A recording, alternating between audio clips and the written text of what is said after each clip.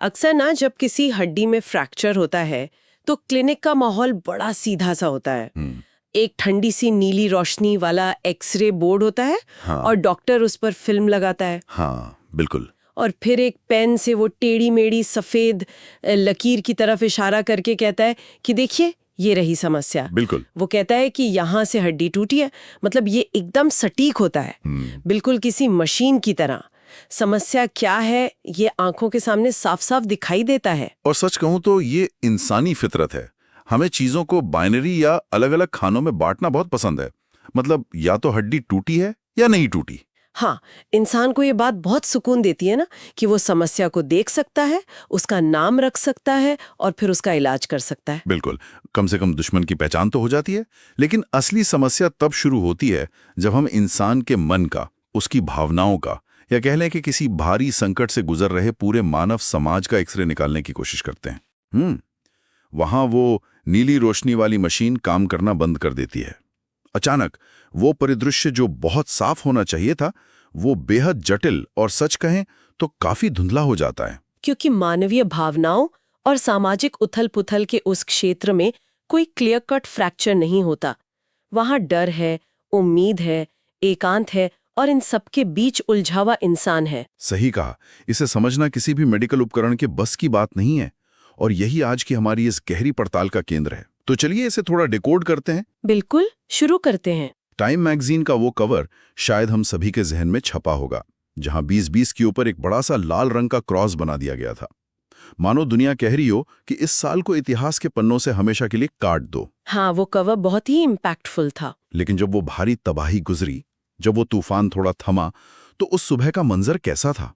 हमारे पास स्रोत सामग्री के रूप में साहित्य अमृत पत्रिका का जनवरी 2021 का विशेषांक है। यह ठीक उसी तबाही के बाद का अंक है जो मानव समाज के पुनर्निर्माण, उसकी पीड़ा और उसके भीतर बची हुई उम्मीदों का एक बहुत ही अनूठा दस्तावेज है। और इस विशेषांक की सबसे बड़ी खूबी ये है कि ये किसी एक विषय पर नहीं टिका है। ये एक शानदार स्पेक्ट्रम पेश करता है। वो कैसे? मतलब एक छोर पर नोबेल शांति पुरस्कार विजेता कैलाश सत्यार्थी के विचार हैं, जो वैश्विक सभ्यता के संकट का एक मैक्रो लेवल विश्लेषण करते हैं। अच्छा। वहीं दूसरे छोर पर नरेंद्र कोहली की कहानी हमें एक बंद कमरे में बैठे बुजुर्ग के खौफ और एकांत के माइक्रो लेवल तक ले जाती है। अरे वाह! और फिर इसी बीच शरद चंद्र की कहानी हमें बचपन की उन मासूम शरारतों की याद दिलाती है जो हमें इंसान बनाए रखती हैं। तो शुरुआत सबसे व्यापक नजरिए से करते हैं, महामारी के बाद दुनिया का पुनर्निर्माण। जब पत्रिका के संपादकीय और कैलाश सत्यार्थी जी के लेख को एक साथ रखकर पढ़ा जाता है तो एक बात बहुत मुखर होकर सामने आती है। हाँ, और वो बात यह है कि जो कुछ भी 2020 में हुआ, उसे सिर्फ एक मेडिकल संकट या अस्पतालों की विफलता मान लेना बहुत बड़ी भूल होगी। बिल्कुल, वे इसे सभ्यता का संकट कह रहे हैं। और सभ्यता शब्द का इस्तेमाल यहाँ बहुत सोच समझकर किया गया है। सभ्यता का मतलब सिर्फ गगनचुंबी इमारतें, इंटरनेट की स्पीड या शेयर बाजार का ऊपर जाना नहीं है। सभ्यता का असली अर्थ है हमारे मानवीय संबंधों का ताना बाना। हम एक दूसरे के साथ कैसे पेश आते हैं। संपादकीय इस बात पर बहुत जोर देता है कि 2021 का साल भारत की आजादी के 75वें वर्ष का शुभारंभ था। ठीक है, ऐसा देश जिसने दुनिया का सबसे लंबा स्वतंत्रता संग्राम लड़ा, गांधी जी के सत्याग्रह से लेकर भगत सिंह और रानी लक्ष्मीबाई के बलिदान तक। सही कहा, लेकिन ये विरासत आज कहाँ खड़ी है? ये एक बहुत ही चुभने वाला कॉन्ट्रास्ट है। मतलब एक तरफ हम मंगल ग्रह तक पहुंच गए हैं, स्पेस टेक्नोलॉजी में हमारे डंके बज रहे हैं, जो कि अद्भुत है। बिल्कुल अद्भुत है। लेकिन दूसरी तरफ उसी समय हम मानव विकास सूचकांक यानी ह्यूमन डेवलपमेंट इंडेक्स में 131वें स्थान पर खड़े थे। ये सोचने वाली बात है। हम अंतरिक्ष नाप रहे हैं, लेकिन जमीन पर वीआईपी तंत्र इतना हावी है कि नीतियां और योजनाएं बनती तो हैं, लेकिन उस आखिरी इंसान तक पहुंचने से पहले ही फाइलों में कहीं खो जाती हैं। बिल्कुल, और यहीं पर कैलाश सत्यार्थी जी का विश्लेषण सामने आता है। वे कहते हैं कि अगर ये सभ्यता का संकट है तो इसका समाधान सिर्फ आर्टिफिशियल इंटेलिजेंस या कुछ नई राजनीतिक संधियों से नहीं होगा। तो फिर समाधान क्या है उनके हिसाब से? इसके लिए उन्होंने 4 बहुत ही मजबूत स्तंभ सुझाए हैं। कोरोना का वैश्वीकरण, कृतज्ञता की सप्लाई चेन, उत्तरदायित्वों का ताना बाना और सहिष्णुता का एल्गोरिथम। यहाँ बात सच में बहुत दिलचस्प हो जाती है। ये जो दूसरा स्तंभ है, कृतज्ञता की सप्लाई चेन, ये मुझे बहुत सोचने पर मजबूर कर गया। हाँ, ये काफी नया शब्द लगता है सुनने में। मतलब हम अक्सर सप्लाई चेन शब्द का इस्तेमाल सामान और लॉजिस्टिक्स के लिए करते हैं। बड़ी बड़ी फैक्ट्रियां, मालवाहक जहाज, ई कॉमर्स डिलीवरी, कारखाने से डिब्बा निकला और दरवाजे पर आ गया। सही कहा। लेकिन सत्यार्थी जी का कृतज्ञता की सप्लाई चेन का विचार हमारे समाज के लिए एक सॉफ्टवेयर अपडेट की तरह है। क्या हम उन अदृश्य हाथों को भूल गए हैं जो हमारी जिंदगी की इमारत खड़ी करते हैं? अदृश्य हाथ मतलब वो मजदूर और किसान? हाँ, जो कपड़े हम पहनते हैं, जो खाना हम खाते हैं, जिस छत के नीचे हम सुरक्षित बैठे हैं, उसे बनाने में कितने लोगों का खून पसीना लगा है। एक पूरी चेन है जिन्हें हम देख भी नहीं पाते। अगर हम इसे व्यापक संदर्भ में देखें तो यह सिर्फ ये मान लेने की बात नहीं है कि हाँ, वे लोग मौजूद हैं। ये सहानुभूति और करुणा के बीच का वो बारीक फर्क है। तो सहानुभूति और करुणा में क्या अंतर बताते हैं वो? सत्यार्थी जी बहुत स्पष्टता से समझाते हैं। सहानुभूति का मतलब है किसी को दर्द में देखकर ये कहना कि ओह, ये बहुत बुरा हुआ। लेकिन करुणा कुछ और है। अच्छा। वे इसका एक बहुत ही सटीक रूपक देते हैं। सोचिए, जब पैर के अंगूठे में कोई कांटा चुभता है तो क्या होता है?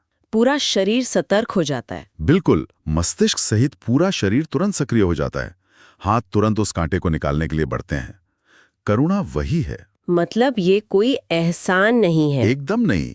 ये वो शक्ति है जो दूसरे के दुख को बिल्कुल अपना दुख मानकर बिना किसी बाहरी दबाव के इंसान को कार्यशील बनाती है। और संपादकीय में ना ऐसे आम लोगों के असाधारण योगदान के कुछ बहुत ही खूबसूरत उदाहरण दिए गए हैं जी। जो इस करुणा को सच साबित करते हैं। हाँ, जैसे कि इंदौर के सुमन चौरसिया जी का उदाहरण। अरे हाँ, जिन्होंने लता मंगेशकर के 40,000 से ज्यादा रिकॉर्ड जमा किए। एक इंसान का कितना बड़ा समर्पण है ये। और बालोद की उन महिलाओं को कैसे भूल सकते हैं? बिल्कुल, उन महिलाओं ने तो पहाड़ काटकर सड़क ही बना दी, मतलब बिना किसी बड़ी मशीनरी के। और बेंगलुरु में मोहम्मद बादशाह द्वारा मंदिर को 1 करोड़ की जमीन दान देना, ये सब क्या है? ये उसी करुणा और मानवीय जुड़ाव के जीवंत उदाहरण है। यानी अगर समाज के एक हिस्से में दर्द है तो पूरा समाज उस कांटे को निकालने के लिए छटपटा उठे। ये विचार सुनने में बहुत ही सुंदर लगता है। लेकिन क्या? यहीं से हमारी स्रोत सामग्री एक बहुत ही तीखा मोड़ लेती है। क्या ये वैश्विक करुणा असल जिंदगी के डर के आगे टिक पाती है? हाँ, ये एक बहुत बड़ा सवाल है। क्योंकि जब महामारी ने दुनिया को घरों में कैद किया तो सबसे पहले हमारी संवेदनाओं ने ही दम तोड़ा था। नरेंद्र कोहली की कहानी बुढ़ा सोता बहुत है, ठीक इसी डर और एकांत की नब्ज को पकड़ती है। ये कहानी ना एक मनोवैज्ञानिक थ्रिलर की तरह महसूस होती है। बस फर्क इतना है कि ये किसी शहर की सड़कों पर नहीं, बल्कि एक अकेले बुजुर्ग के दिमाग में घटित हो रही है। कहानी की शुरुआत कैसे होती है? रात के 3 बजे हैं। बाहर घनघोर अंधेरा है। सन्नाटा ऐसा कि वो खुद को काट खाने को दौड़ता है। और उस अंधेरे कमरे में उस बुजुर्ग की अचानक नींद खुल जाती है। बाप रे! उसके भीतर एक अजीब सा खौफ है, सिर्फ वायरस का नहीं बल्कि अकेलेपन का। और उस आंतरिक एकांत में जो उनके मन में विचार चलते हैं, जो इंटरनल मोनोलॉग है, वे हैरान करने वाले हैं। एक अकेला डरा हुआ इंसान अपने बिस्तर पर लेटा लेटा अचानक अंतर्राष्ट्रीय राजनीति के बारे में सोचने लगता है। हाँ, ये थोड़ा अजीब लगता है शुरू में। वो याद करता है कि कैसे 1962 में चीन ने भारत पर आक्रमण किया था और अक्साई चीन का मुद्दा गया था। अब हम यहाँ साफ कर दें कि हम इन राजनीतिक विचारों का समर्थन या विरोध नहीं कर रहे हैं। बिल्कुल, हम बस उस पात्र के मन की बात बता रहे हैं। हाँ, हम केवल उस एकांत के शिकार बुजुर्ग की मानसिक स्थिति को सामने रख रहे हैं। लेकिन सवाल यह है कि एक कमरे में बंद इंसान आधी रात को भू राजनीति के बारे में क्यों सोच रहा है? ये मनोविज्ञान का एक बहुत ही शानदार पहलू है। ये कोई राजनीतिक बहस नहीं है, बल्कि ये उस बुजुर्ग के खौफ का एक प्रतीक है। अच्छा, खौफ का प्रतीक कैसे? देखिए, जब एक इंसान 4 दीवारी के भीतर खुद को पूरी तरह से असहाय महसूस करता है, जब एक वायरस उसके जीवन में बिना किसी चेतावनी के घुसपैठ कर चुका होता है, तो उसका दिमाग उन पुरानी स्मृतियों को खंगालने लगता है जहां किसी बाहरी ताकत ने हमला किया था। ओह, तो वो अंतर्राष्ट्रीय सीमा का छिन जाना दरअसल उसके अपने जीवन पर से नियंत्रण छिन जाने का रूपक बन जाता है। बिल्कुल, बाहर की दुनिया का शोर उसके अंदर के डर से जुड़ जाता है। क्या बात है! यानी वो बाहरी घुसपैठ और ये वायरस की घुसपैठ दोनों एक ही डर के 2 चेहरे बन जाते हैं। हाँ। और वो बुजुर्ग उसी एकांत में पीढ़ियों के उस अंतर को भी महसूस करता है जो वक्त के साथ आया है। पीढ़ियों का अंतर। हाँ, वो सोचता है कि एक दौर था जब बेटे ही अपने माता पिता की पेंशन और उनका जीवन बीमा हुआ करते थे, लेकिन आज वो सब बदल गया है। और इसके साथ साथ मानसिक पीड़ा और शारीरिक कष्ट भी तो है। कहानी में उन सूक्ष्म विवरणों पर ध्यान दीजिए। हाँ, वो दांत वाला हिस्सा ना। बिल्कुल। बुजुर्ग के मुंह में टूटे हुए नुकीले दांत बचे हैं, जिनसे उसकी अपनी ही जीभ छिल रही है। पूरे शरीर में खुजली हो रही है, लेकिन इतनी ऊर्जा नहीं है कि उसे ठीक से खुजा सके। और उस लाचारी में उसे अपनी दादी याद आती हैं। उसे याद आता है कि कैसे उसकी दादी खुजली मिटाने के लिए बच्चों से एक कटोरी को उल्टा करके अपनी पीठ पर रगड़ने को कहती थी। ये सच में बुढ़ापे की उस क्रूर सच्चाई को सामने लाता है, जहां इंसान अपने ही कमजोर शरीर के भीतर एक कैदी बन जाता है। और कहानी का अंत तो और भी बड़ा विडंबना है। हाँ, जब वो सुबह नाश्ते के बाद थकान से सो जाता है। रात भर करवटें बदलने और अकेलेपन से जूझने के बाद जब वो गहरी नींद में होता है, तभी कमरे की सफाई करने वाली आती है। और वो क्या कहती है? वह बुजुर्ग को सोते हुए देखती है और कहती है, ये बुड्ढा सोता बहुत है। ये एक लाइन समाज की पूरी संवेदनहीनता को बयान कर देती है। बाहर वाले को सिर्फ ये दिख रहा है कि एक व्यक्ति आराम से सो रहा है, लेकिन कोई ये नहीं जानता कि वो इंसान पूरी रात अपने दिमाग के भीतर कौन सा युद्ध लड़कर आया है। ये एक महत्वपूर्ण सवाल खड़ा करता है। महामारी ने इंसानों को एक दूसरे के लिए अछूत बना दिया। ये कहानी दिखाती है कि सुरक्षा के नाम पर हम कैसे मानवीय संवेदनाएं खो रहे हैं। तो क्या इसका मतलब ये है कि हमने जो बाहर की दुनिया में सोशल डिस्टेंसिंग लागू की, उसने हमारे मन और परिवारों के भीतर भी एक इमोशनल डिस्टेंसिंग पैदा कर दी है? दुर्भाग्य से हाँ। ये सच में खौफनाक तस्वीर है।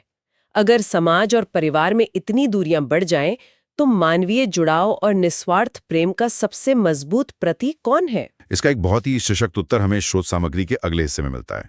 मुंशी प्रेमचंद के साहित्य में मां का स्वरूप, जिस पर कमल किशोर गोयनका जी का लेख है। हाँ, गोयनका जी स्वामी विवेकानंद के उस विचार से शुरुआत करते हैं जहां वे कहते हैं कि मातृपद सर्वश्रेष्ठ है।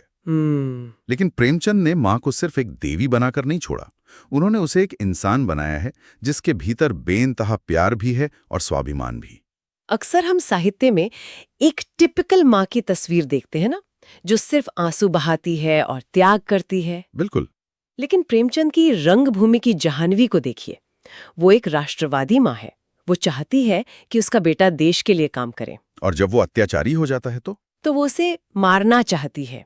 या फिर धिकार कहानी की उस माँ को देखिए जो अपने ही देशद्रोही बेटे पर पहला पत्थर खुद मारती है। ये मातृत्व का वो स्वरूप है जहां राष्ट्र प्रेम मोह से ऊपर उठ जाता है। और प्रेमचंद प्रसव पीड़ा का भी यथार्थ चित्रण करते हैं। हाँ, कर्म भूमि में सुखदा का खौफ या गोदान में झुनिया की तड़प, ये दिखाता है कि माँ का दर्जा सिर्फ त्याग के कारण नहीं है। बिल्कुल। और गोदान की धनिया का उदाहरण तो देना ही होगा। अरे, धनिया का चरित्र तो मास्टर क्लास है। एक तरफ वो अपने बेटे गोबर के लिए घर में आग लगाने को तैयार है, लेकिन जब वही बेटा परदेश से लौटकर माँ के प्रेम को पैसों से तौलता है तो क्या होता है? तो वो उसे कड़ी फटकार लगाती है। तो इन सब का क्या अर्थ है? प्रेमचंद ने माँ को रोमांटिक नहीं किया, उन्होंने उसकी सीमाएं और आत्मसम्मान भी दिखाया है। धनिया का ये रवैया एक कठोर प्रेम या कहें टफ लव का बेहतरीन उदाहरण है। मैं एक बात जोड़ना चाहूंगा। भविष्य कुमार सिन्हा जी की कविता मेरी बेटी का भी संदर्भ है इसमें। वो क्या है? कैसे एक माँ फोन पर अपनी बेटी की आवाज के भारीपन से ही उसका दुख समझ जाती है। ये जो अदृश्य जुड़ाव है, यही करुणा है। लेकिन क्या ये जुड़ाव सिर्फ अपने बच्चे के साथ होता है? नहीं। गोदान में डॉक्टर मेहता द्वारा मालती की प्रशंसा ये दर्शाती है कि मातृत्व केवल जन्म देने तक सीमित नहीं है। यह एक व्यापक मानवीय गुण है। मतलब पराये बच्चों को भी अपना समझना। हाँ, जो सीधे तौर पर सत्यार्थी के करुणा के सिद्धांत से जुड़ता है। प्रेमचंद की गहरी भावनात्मक दुनिया से निकलकर अब हम ये देखेंगे कि कैसे हम अपनी स्मृतियों को संजोते हैं, चाहे वह देश का गंभीर इतिहास हो या बचपन की हल्की फुल्की यादें। बिल्कुल। प्रकाश मनु की कहानी और लहरा उठा तिरंगा इसी बारे में है। परमेश्वर बाबू का वो जुनून, जिन्होंने इलाहाबाद यूनिवर्सिटी की प्रोफेसर की नौकरी छोड़ दी। सोचिए। और 20 साल तक गुमनाम शहीदों की कहानियां खोजी। 1500 पन्नों का हस्तलिखित ग्रंथ। और जब उनके मित्र देवकांत घोषाल का पत्र आता है, हाँ, कि शहीद के 95 वर्षीय दादा गौरीदा जीवित हैं, तो परमेश्वर बाबू सुबह 4 बजे ही उनसे मिलने पहुंच जाते हैं। ये इतिहास को बचाने की छटपटाहट है। परमेश्वर बाबू इतिहास के लिए एक ह्यूमन ब्लैक बॉक्स की तरह है, जो सुनिश्चित कर रहे हैं कि देश का कोई भी डेटा क्रैश ना हो। यहाँ जो बात सबसे अधिक आकर्षित करती है वह है स्मृतियों का विरोधाभास। विरोधाभास कैसे? एक और वह स्मृति है जो हमें राष्ट्र निर्माण की याद दिलाती है, और इसके बिल्कुल विपरीत शरद चंद्र की कहानी प्रतिस्मृति गुरुजी की चर्चा है। अरे हाँ, लालू की वो कहानी। दूसरी तरफ लालू की कहानी हमें याद दिलाती है कि हम चाहे कितने भी गंभीर क्यों ना हो जाएं, बचपन की मासूमियत और हंसी ही हमें इंसान बनाए रखती है। लालू की शरारतें सच में अद्भुत है। मां नंदरानी लालू के लिए ट्यूटर रखना चाहती हैं क्योंकि वो रबर के सांप से डराता है। और फिर गुरुदेव स्मृति रत्ना जी उनके नए 3 मंजिला घर में आते हैं। तो लालू क्या करता है? वह चुपके से मच्छरदानी के ऊपर कपड़े में लपेटकर बर्फ का टुकड़ा रख देता है। बर्फ पिघलती है, पानी टपकता है, गुरुदेव को लगता है कि नई छत टपक रही है। वह बाहर बेंच पर जाते हैं जहां बड़े बड़े मच्छर उनका आधा खून पी जाते हैं। और सुबह सच पता चलने पर लालू 15 दिन के लिए मौसी के घर भाग जाता है। ये दोनों स्मृतियां एक संतुलित समाज के लिए आवश्यक हैं। तो आज के सफर में हमने सत्यार्थी के वैश्विक करुणा से लेकर प्रेमचंद की ममता, एकांत के मनोवैज्ञानिक संघर्ष और लालू की हंसी तक का सफर तय किया। और ये सब मिलकर एक मजबूत लचीले समाज का निर्माण करते हैं। जरूरी है। कैलाश सत्यार्थी जी ने सहिष्णुता के एल्गोरिदम की बात की थी। हाँ, और समझाया कि समाज यानी भीड़ और समाज जिसमें विवेक जुड़ा हो के बीच क्या अंतर है। आज के डिजिटल युग में जहां इंटरनेट के एल्गोरिदम हमें भीड़ में बांटने और असहिष्णु बनाने के लिए डिजाइन किए गए हैं, क्या हम अपने दैनिक जीवन में करुणा और सहिष्णुता का अपना खुद का व्यक्तिगत एल्गोरिदम कोड कर सकते हैं? ये सोचने वाली बात है। क्या हम डिजिटल भीड़ का हिस्सा बनने से इनकार कर सकते हैं? इसी विचार के साथ आज की इस गहरी पड़ताल को हम यहीं विराम देते हैं। बिल्कुल। अपना ख्याल रखिए और करुणा का एल्गोरिदम लिखते रहिए।